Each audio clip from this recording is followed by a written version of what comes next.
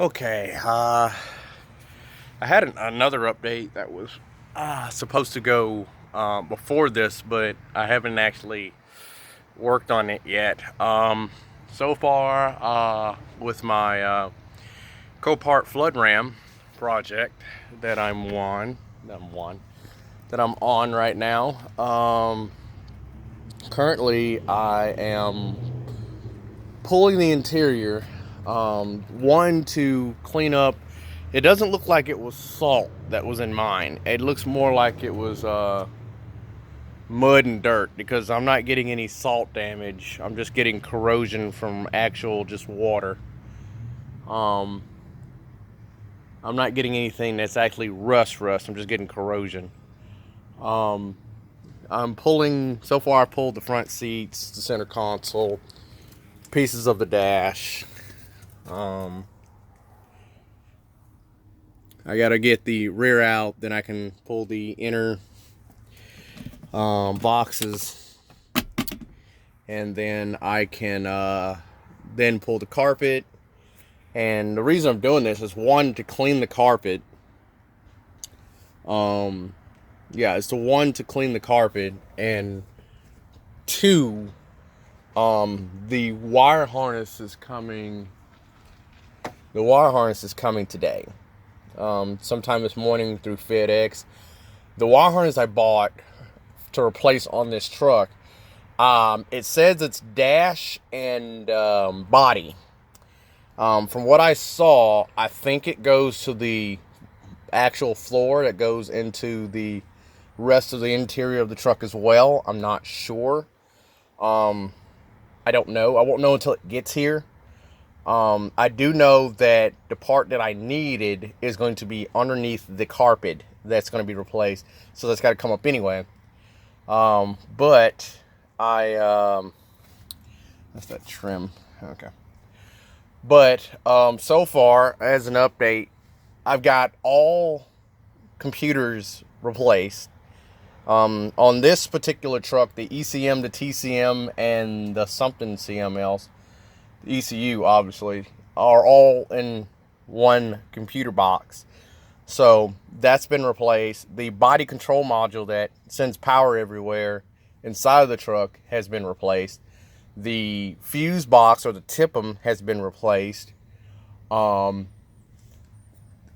far right now, the only thing that has not been replaced as far as modules would be the door modules, which seem to work fine.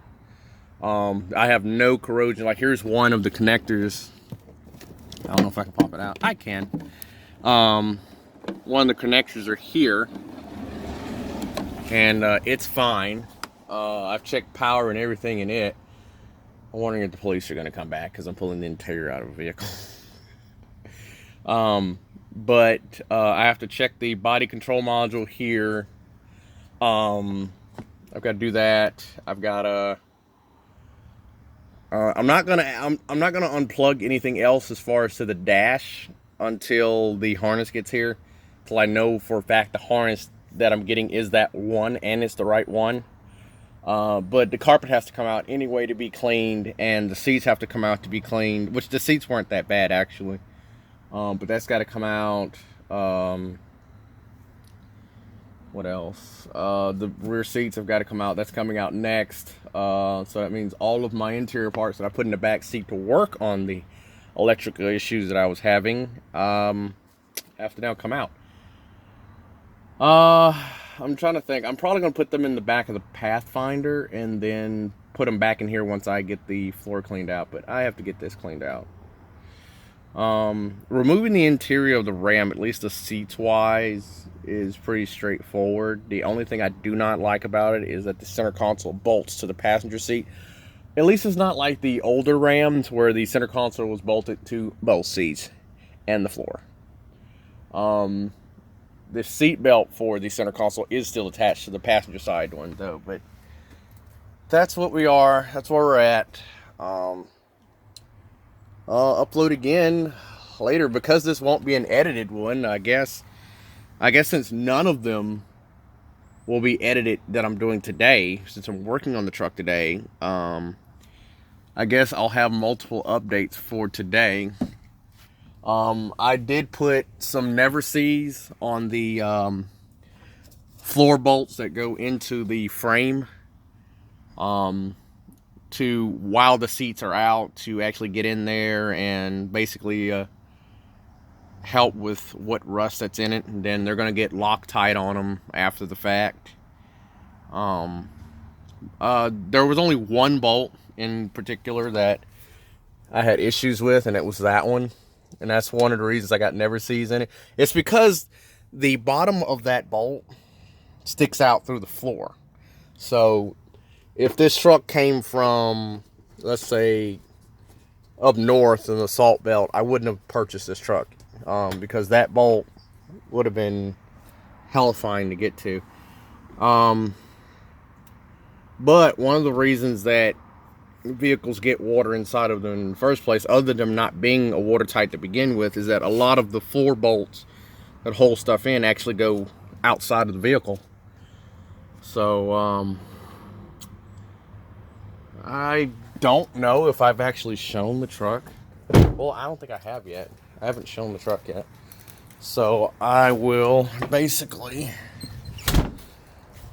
close the hood because I have the battery unplugged. But that's the truck. Not like I said in my upload, that's the water line. It is not the trim level I wanted. But because I got the 2014 model, I can upgrade the stuff I want in here, which is the center console, which I may not even go to that. I don't know.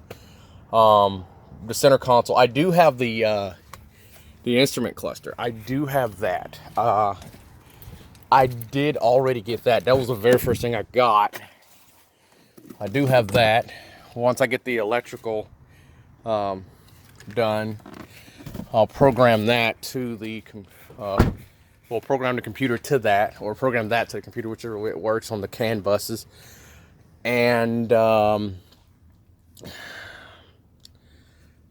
the only thing this steering wheel does not have is the hands-free, which all that is the CAN bus that gets replaced. It's only going to be that one.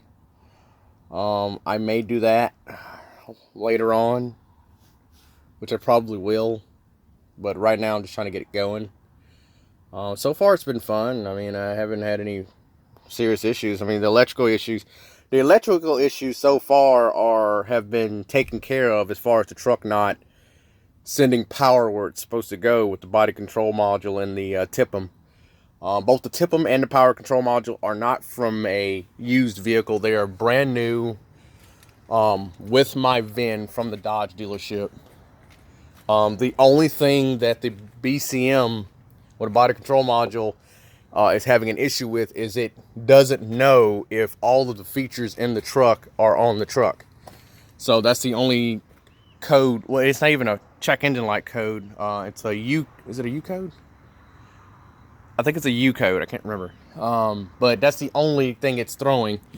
Before I replaced it. Okay, it's part of that trim. I thought it was the same trim. Before I replaced the body control module, it was throwing all kinds of codes, and it wasn't sending power, and I couldn't communicate with it. Now it's communicating for the most part. Some things can't communicate, obviously, because of the wire harness. But modules wise, the only module that I cannot get to, that I'm not sure needs to be replaced or not, is the passenger restraint one. And that's the one that you can get to by removing the seats, and that's that one sitting in the middle. I am not getting any codes from that, but that will probably have to be replaced in the, maybe not the near future, but it's not a component that is going to hurt me in trying to get the truck running. Until I get the wire harness in, I will not know if it's actually functioning or not. But fingers crossed.